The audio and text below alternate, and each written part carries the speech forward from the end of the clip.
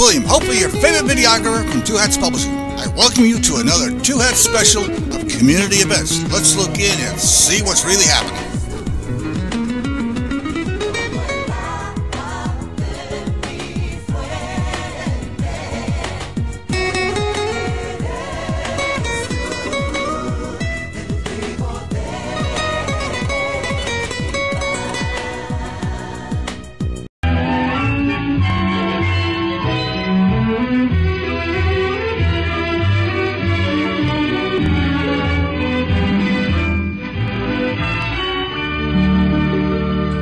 Good afternoon and welcome to Lambda Weekly. I'm David Taffet here in the studio with Lerone Landis and the late Patti Fink, who will be a little bit late.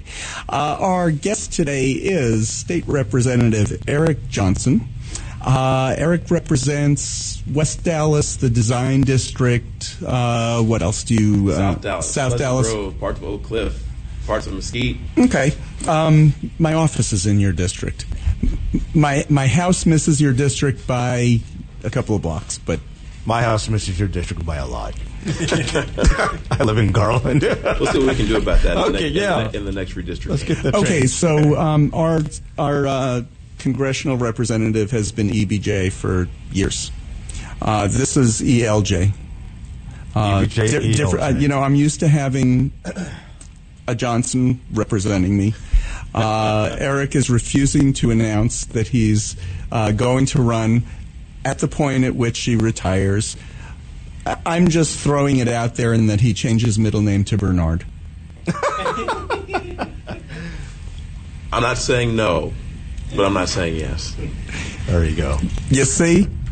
And if that one's not available, Governor, we could use a different one.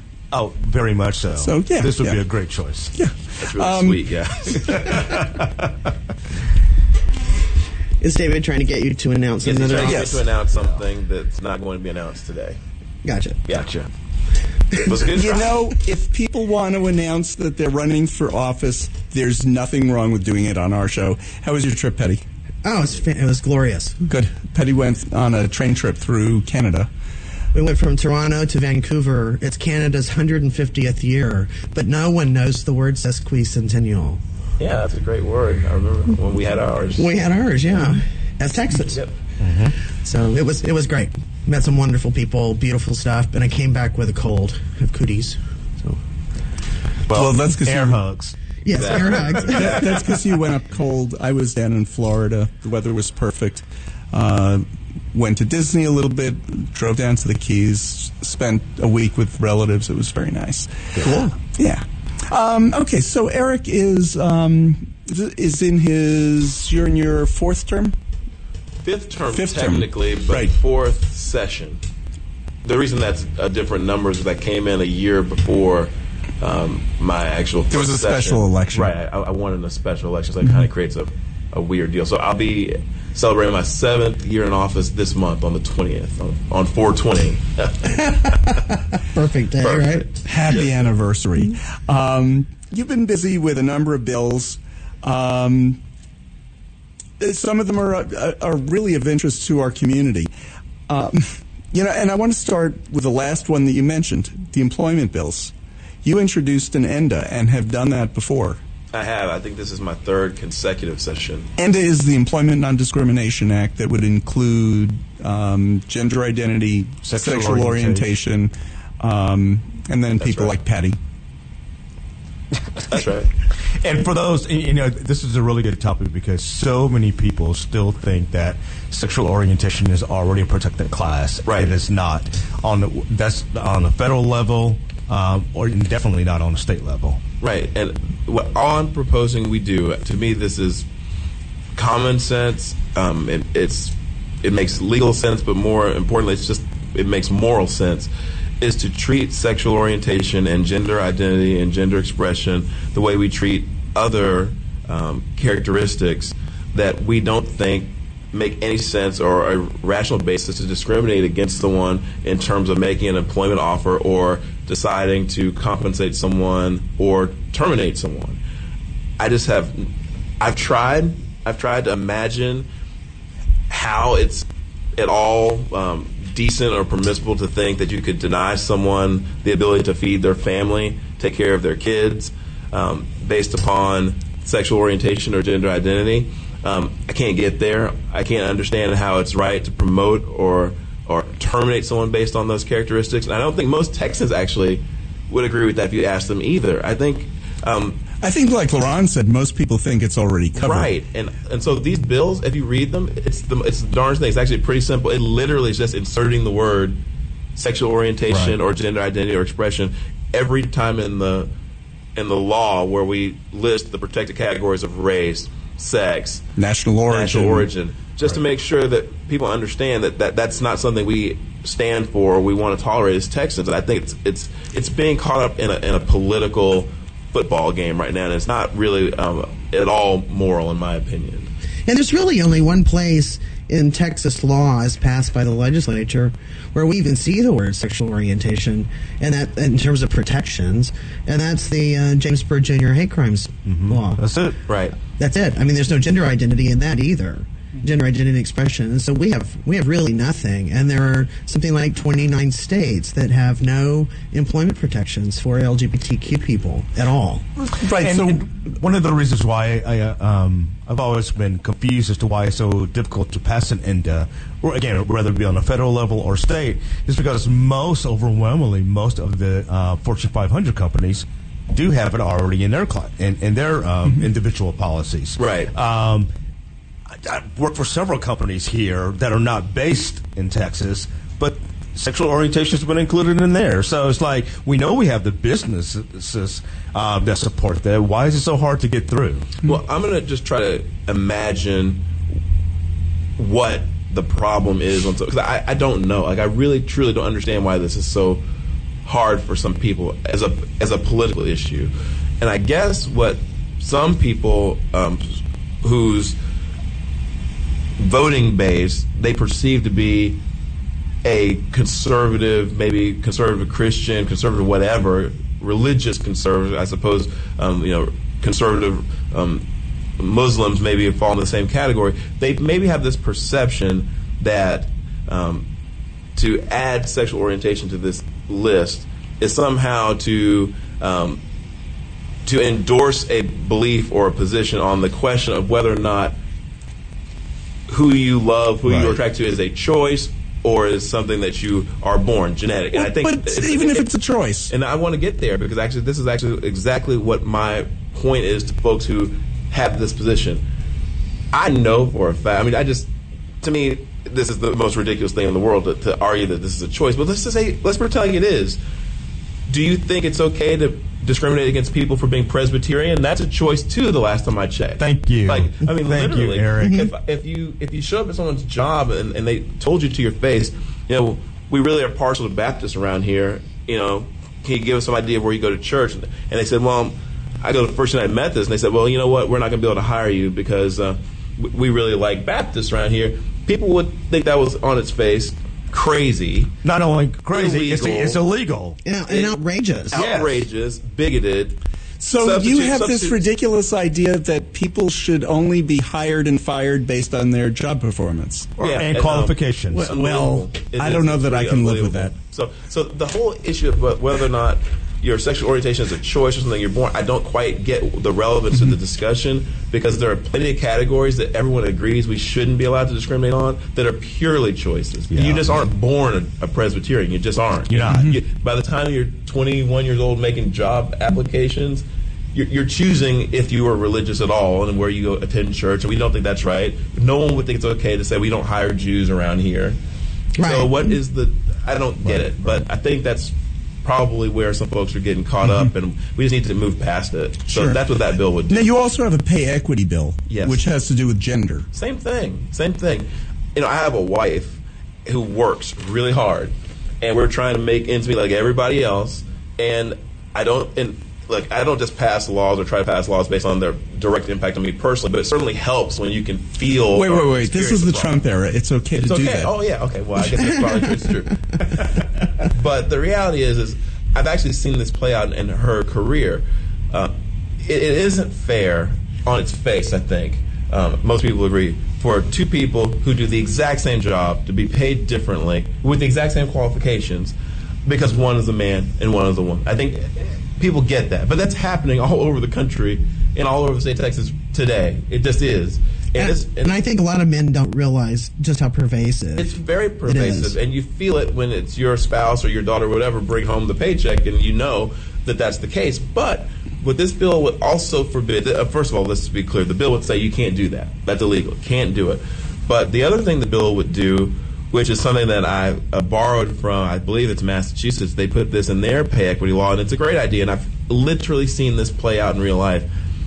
It forbids inquiring into the salary history of an applicant so that you can't have someone who maybe was underpaid in a previous job due to discrimination locked into that lower pay trajectory for the rest of their career because everyone keeps asking, well, what did you make in your last job? So we can eliminate the pay equity discrepancy, but if we don't deal with the fact that employers can kind of just hook into the last salary you made when they're deciding what to offer you, then we don't solve the problem the way we need to. So basically, under this bill, you wouldn't be able to ask people what they made in their last job. You just have to. I know another revolutionary concept, David. You just got to pay people what you think they're worth. Patty, have you ever run into that? Oh, I'm quite sure. In fact, in my current job, I've been there almost 20 years. But we were a company bought by a bigger company. But when it was the smaller company, within a year, my new manager bumped me significantly because he said I was brought in under, I think they say, well, this is what you made before. Mm-hmm. They'll accept that now. So you were lucky you broke that cycle early in your career. Right. I mean, but it was very real, and I was quite shocked about how underpaid I was. He bumped you up. Yeah. Oh, yeah. Good. Very significantly. He said you're not even in the right category. So. Yep. Okay, one other bill that directly relates to the LGBT community is the bathroom bill. Oh. Now, it passed the Senate, went right through committee, even though they heard 7,000 witnesses or something ridiculous like that. Everybody was speaking against it. Right.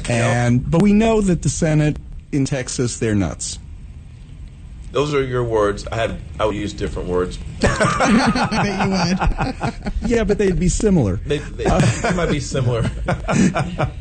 So, in theory, yeah. So where is that bill going? Has it been assigned to a committee in the House yet? It sounds like a bill that would go to a committee like State Affairs in the House. House State Affairs is an interesting committee. It's either where bills go to die or where bills go because of they have such major impact. They have such statewide impact. In this case, it may be both. It may be that it's being sent there because it is such a major bill. That's where it would normally go, and it may be being sent there to die. I will say this. I think the bathroom bill is clearly, aside from the moral aspect of it, the discriminatory nature of it, which, again, I almost feel like when I'm talking to people on my side of the aisle, I'm talking to or to folks who have a progressive outlook, we can skip right past those types of arguments. We're all on the same page on that stuff. Where what's interesting is when those objections line up with business objections about just how much of a real, actual job killer and economy killer this piece of legislation is, which is where I think most of the conservatives who oppose the bill are getting tripped up. They're like, did we not just see what happened in North Carolina when they passed a piece of legislation just like this? So it's going to have a tough time in the House, I believe, because unlike the Senate, where you have one person who is pretty much, in the way our government is structured, the lieutenant governor has true control over the Senate, meaning that they really do control the flow of legislation. They get to determine the calendar for the Senate. In the House, the Speaker, like the lieutenant governor, does get to select, committee chairmen and chairwomen and things like that, but they don't single-handedly determine the calendar. That's actually assigned to a committee called the Calendars Committee. So what you find in the Senate is a lot more sort of lockstep voting, blind allegiance, people who are definitely afraid of the lieutenant governor and not wanting to make him upset. In the House, it's a little more the Wild West. I'll just put it that way. It's a little different. And I don't think the bathroom bill has the kind of support to begin with in the House that it has in the Senate, but certainly you don't have the ability to exact sort of to make people pay a penalty for not supporting it that you do in the Senate. And let's give an update. There's some new news on North Carolina's bathroom bill. Right. It supposedly, in a weird kind of way, been repealed this past week. It's a partial repeal, really. It's not. It doesn't repeal anything, really. Not really. It gives the power of who goes into which bathroom to the state. So at any moment, they could drop a bill that says, hey, the legislature could say, hey, trans people can't use bathrooms that match their gender identity. That's still looming in North Carolina. And for 3 years, why 3 years, I don't know. Right. 3 years, cities like Charlotte cannot pass a non-discrimination ordinance that protects LGBT people. Because for the next 3 years, everything has been canceled in the state and moved elsewhere, so they figured they'd hang on to that discrimination as long as they can. And that's not only is that it's not an idle threat when these companies say, hey, we're going to pull out if you do this. They really did it. Yeah, they did. So why aren't the Texas legislatures taking heed of that? It's like, you know what? We're going to lose big business, including another possible Super Bowl. I have a perfect example of where Texas gained business and North Carolina lost. My school would not travel to North Carolina. I went to school in New York. My school would not travel to North Carolina, and so they moved one basketball game. We played SMU. We had about 100 people from the school. We all went out to dinner. There was lots of stuff that we did. Plus, the team came down with all the coaches, everybody else. That's hotel rooms and their meals and everything else. That was a lot of money that we spent that night. And that was just one little tiny thing. Well, yeah, when you start adding big players like the NCAA tournaments and Super those Bowl, are huge. We're talking major bucks. Right. No, the projections are that the impact would be huge. But I think what I was trying to say before, in a very long-winded way that I can try to say a little, more succinctly, is just that this is the lieutenant governor's deal. This is his deal. He has done some calculation. He's read some poll that shows that he could get elected to some other higher office, and this is a good issue for him. And in the Senate, he can bully his senators into supporting something like this. That doesn't work. It won't work in the House. And I can't predict with 100% certainty what's going to happen, but I think its prospects are low in the House. Well, let's hope you're right. We need to take a break. You're listening to Lambda Weekly on 89.3 Knon FM. Our guest today is State Representative Eric Johnson, and we'll have more with Eric right after this break. And this is Lambda Weekly. I'm Dave Taffet here in the studio with Lerone Landis and the late Patti Fink. Our guest is Eric Johnson, State Representative from District. What's the district 100. Number? 100. You even have an emoji. I do, as a keeping it 100. It's nice. Oh, I like that. Yeah. With it pouring out today, one of my favorite topics should be building the underwater toll road through the river. But it just stopped raining, so we won't talk about that. You have a bill that you've sponsored that would give everybody vouchers for education. Oh, it's not your bill. Oh, you don't like that bill. Oh, I see. I'm like, where are we going with this? Yeah, I was going to say, that's not what he said. Yeah, when do I ever listen? He said, that's not what he told us earlier. When do I ever listen? Those phone lines are lighting up now. Johnson's the voucher guy? Yeah, okay. So one of the bills that's going through the House right now is an education voucher bill. Well, it's about to come over to the House from the Senate. Oh, the Senate just passed their voucher bill. Okay. And again, it's another Dan Patrick special. So that would give every parent or basically every child, not every parent, because it is. It's for every child. It's for every child. $7,000. Well, the amount it varies slightly from budget cycle to budget cycle. But the bottom line is a kid, a public school age kid, would be able to take the money that the state would normally pay to educate them in one of our public schools with them wherever they chose to go to school. That's the shortest way. So all minority kids are now and poor kids, they're all going to be able to go to Hockaday. It depends. Hey, I'll tell you what. It depends on the version of the bill you're talking about. The original version of the bill that they passed, that they voted on in the Senate,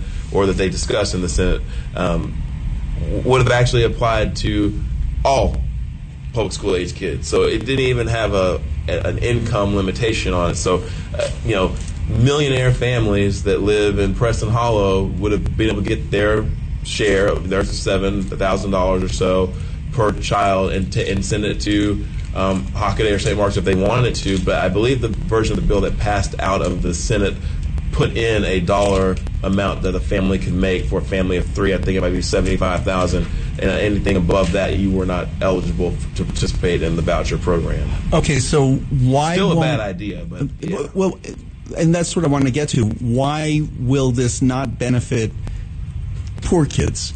Well, but the main reason, there's several problems from a public policy standpoint.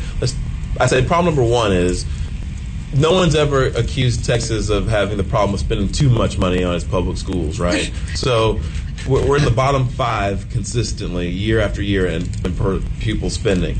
We're about to make less money available. We're about to start what some people would affectionately call a death spiral in our public schools. If we were to pass this, we would be bleeding out of the traditional public school system hundreds of millions of dollars every year in the forms of these vouchers. So money that would normally be being spent to improve our public schools would be being sent to Bishop Lynch, Hockaday, St. Mark's, Dallas Christian, you name it. So that's a problem to begin with. But the problem in terms of an individual family, say, what has this? And the thing is, right now, that money, if a kid is not going to a public school, that money is not going to the private school. No, absolutely not. So there's more money for public schools. Schools get their funding based on their weighted average daily attendance, is what we call it. So it's the number of students who are present at the school on X day in the semester. I forgot what date it is that they look at, but you literally take a snapshot of the enrollment at a date certain in September or something like that, and that's how much money you get. But the problem for individual families, to answer your question, though, is that it's really not enough money for most families to close the gap between what the tuition is and what the state's going to give you. So it's not going to be a huge benefit to the kids that are on the low, the federally reduced lunch end of the spectrum, i.e. the poor children. A $7,000 check from the state of Texas doesn't get you all that far. Even at a moderately priced school, say like a Dallas Christian, which I'm told the tuition is around $15,000. That's the example I've been using because someone just told me the other day that that's about what it costs to go there. So you take $7,000 and you go to Dallas Christian, you got an $8,000 gap to fill. Let's say Dallas Christian is pretty generous and gives you another $4,000 in financial aid. You got to come up with another $4,000. And that's per kid. Per kid. That's a great deal if you're an upper class family or middle class family because you just got your tuition subsidized to the tune of $7,000. Not such a great deal if you're a lower income family because you still can't afford to go. So you either are going to be left in your public school that the traditional public school that now is dealing with fewer funds and is in that death spiral I just talked about, or you're going to go to one of the many private schools that I envision will pop up out of nowhere to accommodate these new $7,000 vouchers that mysteriously have tuitions that are about $7,000. Right. And they're going to be unregulated by the TEA like private schools are currently, not regulated. They won't have to do any of the state testing. They won't have to follow any of our rules, but they'll be getting our money. It's just a bad idea that frankly won't even help the kids that it's purported to help. We've been hearing about this voucher program for years, but now that we have a Secretary of State, Education Secretary, Betsy DeVal, who's a big fan, she's a fan of vouchers. Do we think that it has a chance of passing now? Well, like becoming law. The problem is in the House, you have a pretty strong coalition of Republicans and Democrats from urban and rural areas who don't like vouchers. And the main reason the rural folks don't like it, I'm just going to kind of lay it out there. In my district, we don't like them because, again, like I just said, I just had a meeting with all the principals in my district yesterday. I did a survey that I sent out to all of the constituents in my district, and overwhelmingly the folks in my district don't want vouchers because they understand that it really won't help them get where these folks who are supporting vouchers are saying they're trying to help them go. But in the rural areas, the main thing is the public school system is the largest employer in town. Exactly. That's really the bottom line. In the rural areas, public schools are the biggest employer and the biggest economic generator. It's where all the economic activity comes from. And you're talking about starving the system of more money. And they don't have a whole bunch of private schools. And as an alternative to send their kids to. So they just lose all around. And what he means by that is, you lose students. When you lose students, that means you lose teachers.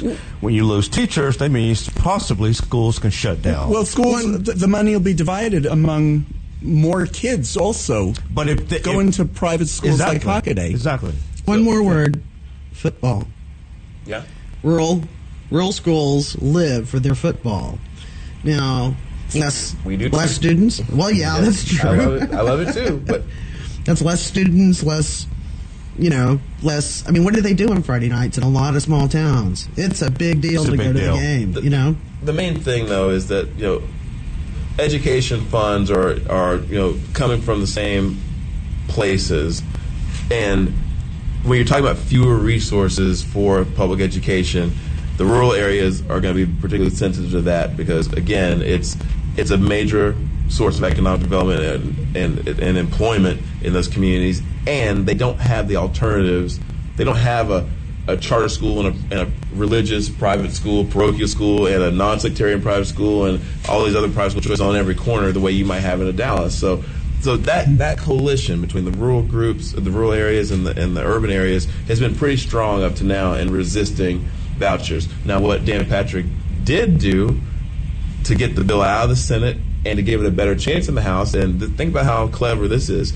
He's amended the bill to exempt the rural areas. Any county that's below a certain size, their school systems wouldn't be affected by this. They wouldn't have to participate in this voucher program. Wow. So he's trying to break up the coalition and trying to get rural voters to support it because they won't be affected by it. And so we're going to have to stand strong on that. I want to go back to something you said earlier about why this is a bad idea with the vouchers, and that is private schools.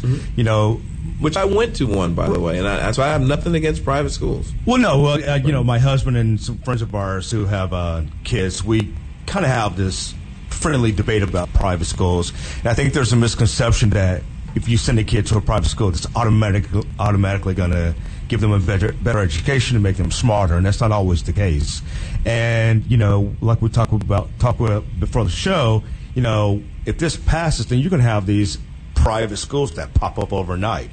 And are they really giving a good education? And you don't know, and probably not if they pop up overnight, because they're not held to the same state standards that public schools are. That's exactly right. I mean, I guess the easiest way to put this is, there's just by the virtue of the fact that it's private doesn't make it better. Exactly. What makes schools better one than another has to do with the quality of the instruction, the teachers, the resources, a whole bunch of factors. And so there are good public schools or good private schools, but private in and of itself does not mean better. And just because someone I'm just going to lay it out there in terms of what I really see happening. Like, this is what I really envision. There'll be a lot of churches that have daycare centers already functioning and just say to themselves, you know what, it wouldn't take much for us to just call this an elementary school and add a few more grades, and we can start taking these $7,000 a year vouchers, and frankly, they'll be well-intentioned, but they won't be very good. Right. They just won't be very good. Right. And we won't be able to test these kids, and we won't be able to hold them to the same standards of accountability. They won't be TA regulated, and we're creating a real monster, a real problem. And this is going to be, this impacts everyone, because this will impact our workforce when these kids are older. And I honestly believe if Texas were serious about educating everyone in our state, because they're not serious about, they're interested in educating wealthy white kids and everybody else, that's my perception. But teachers in this state should be getting $100,000, $150,000, $200,000 for their efforts and their time and their dedication, and raise that so that we revere them. We lift them up in our society. To be a teacher in our society is perhaps the noblest profession there could be, instead of paying them dirt wages where they're paying for their supplies out of their own salaries, that sort of thing. But if we lifted them up, the competition would be amazing. These are the kids that influence You're right. I just want to say one more thing about this topic generally of education in the legislature. The problem is that education is a great issue for everyone to campaign on and for everyone to say they support, But the only way we can judge what is a real priority when it comes to government is what you spend your money on. Mm-hmm. That's it. Yep. Like there's what you say, which may or may not bear any resemblance or connection to the truth, and there's what you spend your money on, which is absolutely true. Like if you spend the money on it, you care about it. And the reality is I've been in the legislature for 7 years now, and every time we've tried to spend more money to do the things that we know we need to do to make education better, we always are told we don't have the money. We can't afford it. But just based on someone's gut about how dangerous the border is with Mexico, we were able to put $800 million into border security, extra new money into DPS to go and patrol an internationally patrolled border just in a 2-year cycle, and we're going to put another $600 or $700 million in it again this year. So we're talking about in just two budgets, $1.5 billion being spent on border security. El Paso is the safest city in the country. Oh, I've been to the Rio Grande Valley many times. It's lovely. They've got great people, got great restaurants, great community. Now what they also got is a bunch of DPS agents filling up their hotels every week, and they got a little economic stimulus going on in the form of a border security bill. But what we really need to be doing is spending that money on raising teachers' salaries, shoring up their benefits, because we're always threatening to turn their retirement plans into defined benefit plans from those into defined contribution plans, which would be a nightmare. And we should be spending the money there, not on putting DPS agents up at the local hotels in the Rio Grande Valley to play border patrol agent. Yeah, it's not even a state function. No, it's not. But it's a great political issue, and that'll get the money spent every time in Austin over what will actually make a difference, which is very depressing and demoralizing. But it seems like every cycle they take money out of the education budget. Yeah, no, it just keeps getting lower and lower. Well, because we have fewer and fewer kids in our schools. Exactly. Because Texas is shrinking. You're exactly right. Enrollment growth is we have to fight to even fund enrollment growth every 2 years when we write up the budget for education. And so I just wanted to say that because it's actually a real problem. And you're right. I have a whole list of things I want to ask you about. Redistricting. About 3 weeks ago, a federal judge said 3 congressional districts are illegal. Yes. It's the legislature, though, that determines the districts. Right. So why did you screw up the first time? And so the first time the court says we screwed up in 2011 when we drew the congressional maps for the 23rd congressional district, which is a district that goes from El Paso all the way into San Antonio. It's Hurd. That's Will Hurd, Pete Gallego, back and forth. Mm-hmm. Right. And then there's the 27th, which is Corpus Christi area. That's Blake Farenthold currently. That's the Nueces County Corpus area. And then Sissy's grandson. Ooh, I know. He's a big old Tea Partier. So, and then the third is the 35th, which is Lloyd Doggett district in Travis County, and which is also gerrymandered terribly. Right. And so the court said that in 2011, when we drew those districts, the legislature, which was my freshman year, my first session down there, that we did some bad things. We intentionally diluted minority voting strength in all of those districts, and they all are invalid. Folks who don't want to face the reality on this and don't want to accept this ruling are saying that the 2011 maps were never actually enacted because in 2012 we redrew those maps under court supervision, and that in 2013 the legislature came and adopted the maps that we drew in 2012, and we've been running under the 2013 maps ever since, and so the 2011 maps really don't matter. The court actually addressed this in the opinion, and they said that's not true because for these 3 districts, 2 of them, the 27th and the 35th, are exactly the same. Mm-hmm. The borders are the same. So the constitutional issues that we've identified did not change because the districts didn't change. And for the 23rd, it's substantially the same. And the issues that we identified in 2011 are still present in 2013. So we have a problem. And the issue right now is whether or not the legislature that's currently in session, that has a redistricting committee, I'm the vice chair of it, it's impaneled, it's got a budget, we're paying a staff, we're ready to do business, is actually going to take up these maps and start looking at how to repair these districts and make them constitutional, or whether or not we're going to intentionally wait, not deal with it, force a court to tell us to deal with it, and then have to convene a special session between now and November when filing starts for the congressional races to deal with it then at the cost of millions of extra dollars. We can take that out of education. Yeah, of course. We got money for special sessions. unnecessary ones. We got no money for teacher salaries. What do they want you to do with those districts? Yeah, here's what they want us to stop doing. And like I said, there are folks who say we should have the legislature doing this all because the Texas legislature has shown itself wholly incapable of doing redistricting legally. So there are people who want to take this out of our hands and put it in the hands of an independent commission. We've got bills in the committee right now that would do that, which we can't get a hearing on. But what they're saying we should stop doing is all the things that you see around the country when you see violations of minority voting rights, packing and cracking. When you intentionally shove all of your minority voters into one area so that they can't affect the race in 3 districts, they only affect 1. So an example in Dallas might be, you try to shove them all into the 30th congressional district to make sure that we don't have any influence over Jeb Henscheling's district, which could potentially be a swing district if we drew them differently. That kind of thing. Or like when the dividing line between Eddie Bernice Johnson and Pete Sessions went down my street in East Dallas when I was living in East Dallas. It went down my street. I was on the north side of the street, so I should have been in Sessions' district. But originally, the district went around my house. Right. To include you. To include me in Eddie Bernice's district. Right. But just my house. So because I was such a threat to whether Pete Sessions would get reelected. So redistricting is very, very complicated. There's a lot of legal. There's folks who really specialize in this, but the long story short is what you really can't do is, to an impermissible degree, rely on race as an approximation for voting behavior and intentionally try to thwart the will of ethnic minorities to achieve a certain result. Should it keep neighborhoods together? That's always a factor in whether or not a redistricting map is going to be found, to pass constitutional muster. But the long story short is we need to have hearings on this map, and we need to have them soon. And I think we've got 30 or so days left to have one before it'll be too late, and then we'll be forced to have a special session if we're going to deal with it at all before November. We need to take a break. You're listening to Lambda Weekly on 89.3 Knon FM. I'm Dave Taffet here in the studio with Lerone Landis and the late Patti Fink. Our guest is Eric Johnson, who won't confirm it, but he may be challenging Ted Cruz in 2018. We'll be back with more right after this. Hi, this is Valletta Lil, and I listen to Lambda Weekly. I hope that you will too.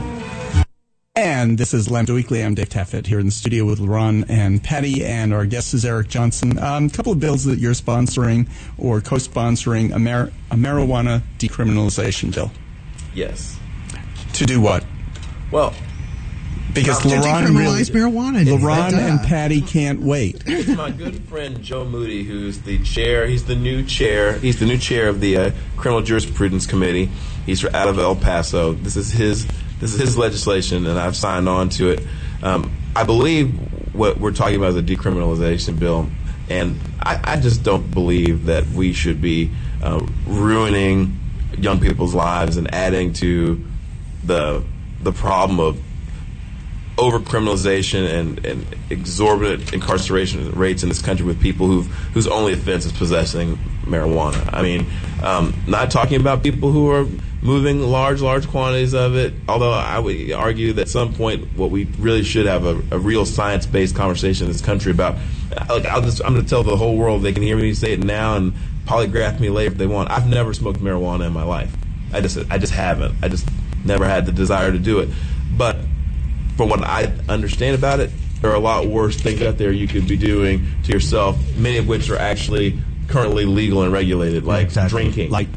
And things like that. So I think that's a conversation we probably need to have in the future about whether or not it should just be flat out legalized. But at a minimum, I think we should be thinking about ways to not lock up people and not create people with criminal records who are going to have harder times finding employment and finding homes or finding housing because they have these offenses that really shouldn't be criminal offenses to begin with. I mean, I really do believe that marijuana possession just isn't that big a deal. I agree. And they've been trying to do something in the city of Dallas, I know, and in Dallas County. And just so that you won't be arrested on the spot, like cuffed and brought into the jail. You get a ticket, basically, if you get caught with it. And that's I see not just you, but others in our state and in our city, obviously, who feel the same way, that it's not and shouldn't be the life-changing arrest that kills your entire, because it can opportunities in the future. It makes you ineligible for student loans. It makes it makes it hard to find a job. Makes it hard to find housing. It's just. Yeah, it's not good from a public. I always go back to saying, and I think people probably get tired of hearing me say from a public policy standpoint. But what I mean when I say that is, I was schooled a little differently than a lot of people in the legislature. I'm a lawyer, which there are a lot of, but I think what makes my perspective a lot different is this public policy background I have. I studied public policy at Princeton, and I'm telling you, we don't do a good job in Texas of actually thinking through the policy ramifications, the actual costs versus benefits of the things we do. We just legislate from the gut. A bathroom bill, that feels like a good thing to do. Well, did somebody run any numbers on what's going to happen? Did anyone actually look at from a criminal justice standpoint, like what kind of problems are we having right now with people assaulting people in bathrooms, and what are these what do the assailants look like, and I think we would have found from a public policy standpoint pretty quickly that this bill is wholly unnecessary. It's going to cause more harm than good. It's the same with a lot of things, and drug policy is one of those areas where absolutely we just aren't thinking through the net costs to society of incarcerating folks and turning them into, frankly, either career offenders or folks who will always be in some way, shape, or form somewhat dependent on government because they will never be fully employable because of a silly arrest for something that is just not harmful to society. It's just not. Yeah. And even the NCAA tournament is probably more detrimental to workplace productivity than being a recreational marijuana smoker, which is what they always try to argue, right? Even if it's not killing anybody, the lost productivity to people who smoke marijuana is X amount of dollars. It's like, yeah, it's probably about a third of what we lose from people playing their brackets all March. So, or people who are on Facebook all day. Or people who are on Facebook all the time. Or Match.com or whatever people are doing who have lives. Let's move on to another topic before we run out of time, and that is something that's near and dear to both of our hearts and everybody's, I'm assuming. And we're parents. Yes. And CPS. What's going on in the legislature regarding CPS and trying to get that corrected as far as, employee turnover, high employee turnover, right, and which affects a lot of the children who are in the foster system. Right. Okay, so I'm going to link a conversation we just had about how we do governing in Texas and policy and the issue just raised. The issues with CPS are not new. No. Caseloads have been high for too long. Salaries have been low for too long. This is not something that just crept up on us, but here's what did just creep up on us. The PR problem that's associated with widespread news coverage of children dying. Children dying from abuse, and when they start looking into the case, they find out that this is a situation where a case supervisor or caseworker hadn't checked on the family in so long because they're backlogged, or they weren't even an active case because no one was able to get to that child in time or to listen to a complaint of abuse and check it all out. So this is one of those areas where we finally have reached the point where even folks who have not been inclined to listen to us, those of us who've been saying for years that we need to do something to help CPS, are finally being forced to acknowledge that there's a problem. It's because there have been some high-profile deaths. I know what the Senate solution is. What is the Senate solution? That gay people should not be allowed to adopt. Well, that is one of the things that I've heard out of Austin. They try to do it it seems like every session. Yeah. And I don't think we're the problem there. Yeah. No, you're not the problem. We're not the problem. And the problem here is that, frankly, this is tough work. Mm-hmm. It is. And it burns people up. And if you paid them more money, you'd have a better chance of keeping them longer. But even with a higher salary, you're still going to have some turnover issues. There's just so much one person can do. There are just so many cases. And there's only so much emotionally one person can take of seeing this stuff. But the point is we finally have, for better or for worse, we've got the attention is focused on the issue, and the both houses of the legislature, the House and the Senate, both seem at this point committed to doing something to increase the salaries to be able to hire more workers and increase the salaries of the workers that we have. The question I have is, how long these funding increases will be in place for. Like, are we going to appropriate enough money this time and in subsequent budgets to be able to keep these increases in place, or is it just going to be a one-time deal? Because this is a problem that really we need to address in a kind of a and again, the population of Texas from the last census to the previous one increased by 5 million people. So obviously there are fewer kids, and we don't need as many CPS workers. So one of the problems, obviously, the case workers that they do have, they need to make more. Yes. But they also need more case workers. And one of the proposals I heard to fix that problem is to attract more caseworkers is to lower the qualifications to be a caseworker, which now you have to have a degree. And I've heard that they're talking about wiping that out in work experience in lieu of a college degree. What do you think about that? I think that's a prime example of a case where you need to know how to analyze policy, and you need to know how to project out what the ramifications will be of making a particular change. So if you believe that the problem is just that we don't have enough bodies to throw at these cases, and you just need more bodies, and you do your research and that turns out to be the case, then maybe that approach works. But what I've been told is that this is not the kind of work that you can just throw bodies at and expect the results to get better. They need to be well-trained bodies. They need to be people who understand what to look for and the questions to ask, and who have the right mentality for the work, and that a college degree is a good proxy for that. And so I'm not saying 100% no to that, but I'm saying before we would lower the educational requirements to do the job, we need to really think through whether or not a diploma holder, a high school diploma holder, is able to go in and has the training in psychology and the training in all these other things that you need to be able to identify, what's going on in an abusive situation, know how to get the answers you need to the questions you need to ask, to figure out what's going on with a particular kid. So I'd be concerned about that until I saw more data that showed that you could do that without causing harm. Of course, we're a big state. We have, how many, 30 million people or close to 30 million.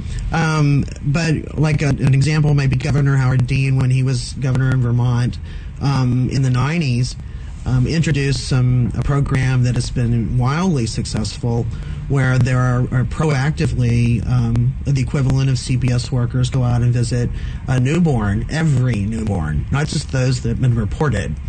Every newborn, and then there are regular follow-ups through the first 5 years of life, and they have reduced physical and sexual abuse of children in Vermont by 60%. Wow. By someone coming to visit. But it'd be hard to do with a state our size. It's probably very easy to do many things in Vermont that you can't do in Texas really easily. Right. But hey, that's some jobs, though. Right. Yeah. But here we are chasing the back end where we say there is abuse happening. We can't stop it. We can't even get the kids out of those environments because we don't have enough people to pursue that. So we're a long way from a proactive prevention kind of thing. So I feel like we're constantly battling this every session. Yeah. If it's not outright scandal, it's more outright scandal. We have a very reactive state government, and it dismays me a lot. And one of the things I really hope for, I hope we all live to see it. I certainly want to live to see it. I really hope that someday we can get a state government, executive branch, legislative branches, both houses, to be the kind of folks who are more serious about making policy and being planners and thinking about the future and not just playing short-term political games like something like a bathroom bill. That really is beneath the dignity, honestly, of a state government to even be talking about. It is. It's silliness, and I would hope that someday we'd be able to get to the point where we are in state government and dealing with real serious issues like putting our education system on really solid financial footing and dealing with the issues that we've been talking about today in a real way. One of the things that you can do as a legislator is introduce legislation that doesn't necessarily affect the whole state, but might just be a city or a part of a city. And you introduced a bill that has to do, it's House Bill 2480, that has to do with West Dallas gentrification. Yes. Tell us about that. Well, there's a part of my district that is undergoing rapid gentrification, and there are good aspects to gentrification, meaning that there's some economic activity going on in a part of my district where there hasn't been for a long time, or maybe in some cases you could argue there never has been. So there are some good aspects to it, but what you have to protect against, in my opinion, you have to protect against. Some people would say, you don't have to do this. This is just the market being the market. I think you have to protect against people who live in communities that have traditionally been neglected, have not had the infrastructure investment, have not had the city's attention, where the response to 911 calls has been slow. Where I can't imagine that. Where curbs don't get fixed as fast, where alleys aren't paved at all, where the city's infrastructure is such that when it rains, this area mysteriously, the streets are always flooded out for days, where you've had environmental issues and injustices like lead smelters that have been pumping poisonous gases into the air for years and things like that. When you have folks who've gutted it out for decades in a community like that, I don't think it's fair that just because you built a pretty bridge to connect downtown to their community, and some folks have realized that you got a pretty good view of downtown from here, and you got some pretty cheap land, that why don't we just show all these folks the door and bring in the SMU grads? And no disrespect to college grads or SMU grads, no disrespect to development, and no disrespect to anybody who wants to try to make a dollar in this country and in this city. But my first loyalty runs to these people who live in my district, who I represent. And I don't want a single one of them to be displaced that doesn't want to be because of forces that are outside of their control. Right, you're not saying they shouldn't be allowed to sell their houses. Nope. Anybody who wants to make a significant amount of money on selling their house should be able to, but I don't want anyone getting hoodwinked either.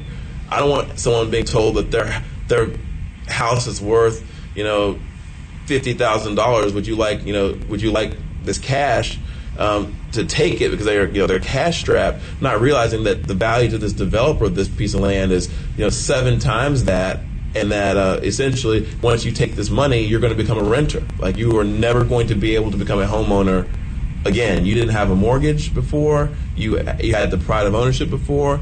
Now you're about to have a landlord and live in a multifamily property, and you will never be able to become a landowner with that little money. So do I want people to be able to sell? Yes, but I would like the deals that they're made to be fair deals. And by fair deal, in my mind, fair means they ought to be able to become a homeowner someplace else in our city, which leads us to the related problem of affordable housing.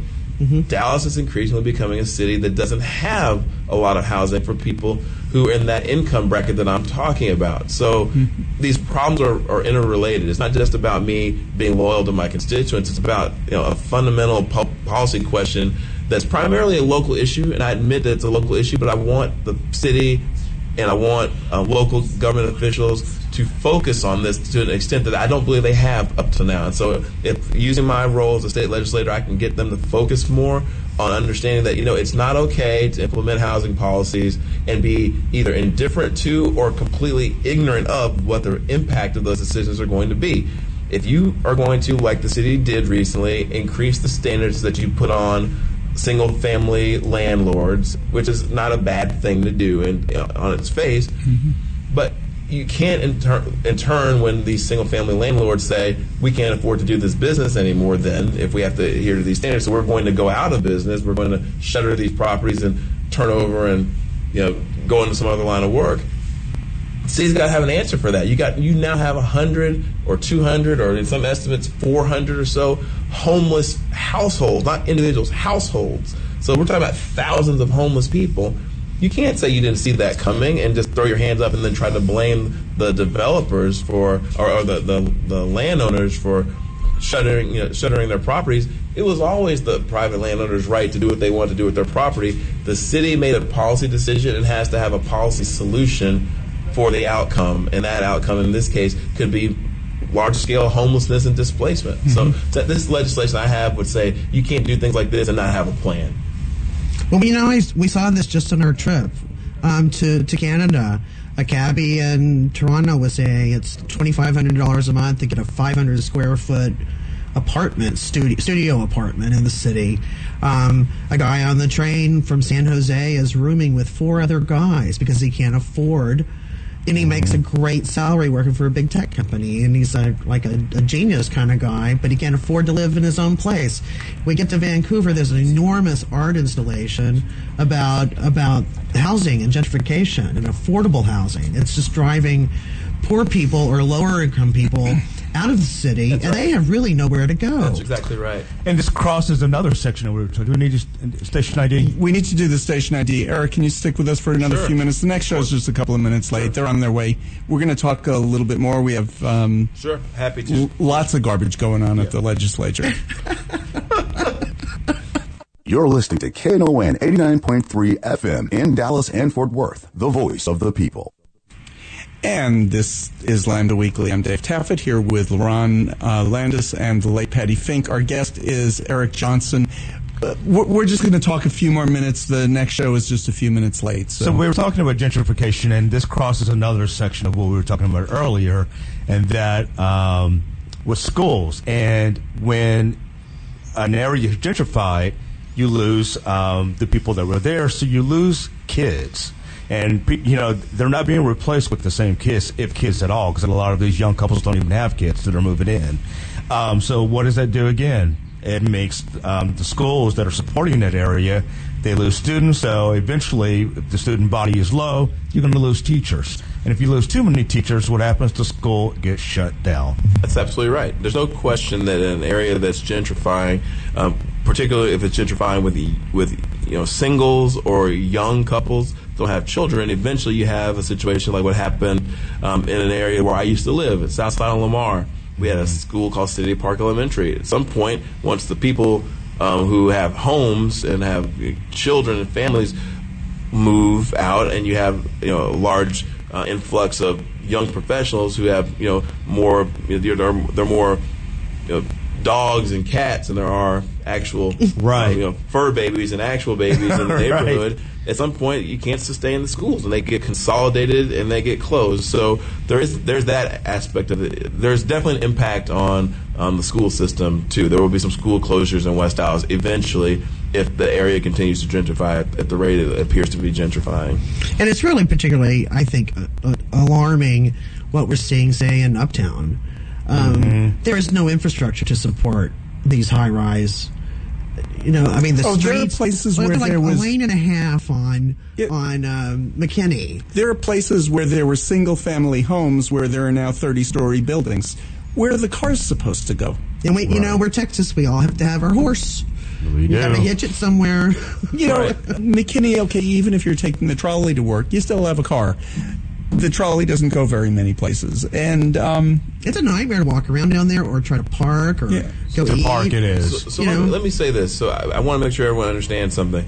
Not against development, not against new neighbors coming into a community, but I don't want to see entire communities scraped and all these these working class folks pushed out and replaced with a whole different demographic. That's number one. But number two, I think what we're talking about is just making sure that when our city is thinking about the future, it's planning for an inclusive future that has people at all income levels, and we're not on the path to becoming, and I'm not knocking the city for the sake of the city, but I travel the country and I go to these cities and I enjoy visiting them, like San Francisco and New York and other places, but I always say to myself, thank God I live in Dallas where I can actually afford to live in my city, because I have so many people I know who just have to live an hour outside of where they work. They work in San Francisco, but they live in Oakland and beyond, because they can't afford to be in the city anymore. I just don't want Dallas to continue to become a place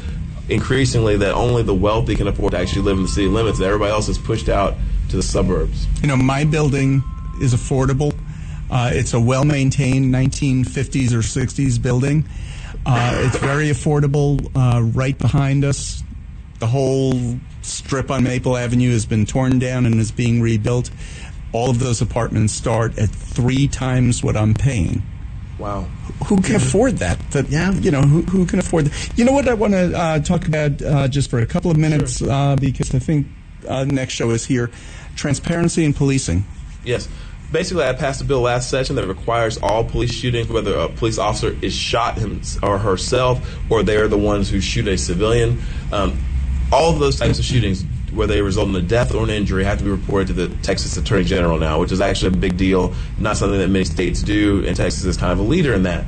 However, our reporting is not 100%. We're not getting 100% compliance because there was no penalty for not complying with the law. This session, I have a bill that would actually impose a civil penalty on a department that doesn't report its police shootings in the 30-day window they have to report. And I've also filed a bill that would create a more user-friendly, more robust and interactive place for them to report this data to. That would be easier for citizens to access and find this information. And it would not only include police shooting information, but it would also include in-custody, death information, traffic stop information, all the kind of stuff that you'd want to know to figure out all the way down to the local police department. You could find out how many people were shot by the Mesquite Police Department last year, and how many were injured, how many were killed, how many traffic stops there were, how many in custody deaths they had, all that kind of stuff. It would be a great tool, and hopefully both of those bills will pass, I hope. So right now, police departments are just ignoring the law? Not many. You have a handful, and I think most of the non-compliance is probably due to it being a new law, but that's just not acceptable anyway, and frankly, you can't really have a law that doesn't have a penalty, just to be honest with you. If a law doesn't have a penalty for not complying with it, it's kind of stretching the definition of the word law. It's useless. Yeah. They're just queuing up. Eric, thank you very much. Thank you so much, Eric. I had a great time. Thank you guys for having me. Come back sometime. Enjoy having you. Good luck in your race against... Oh, we're not announcing that. Thank you, David. We'll be back next week with more Lambda Weekly. This is William, hopefully your favorite videographer from Two Hats Publishing. I hope you enjoyed this video. If you like it, please leave comments below, or like, follow, or subscribe to us and get notices of all our videos. We love it, even when you call.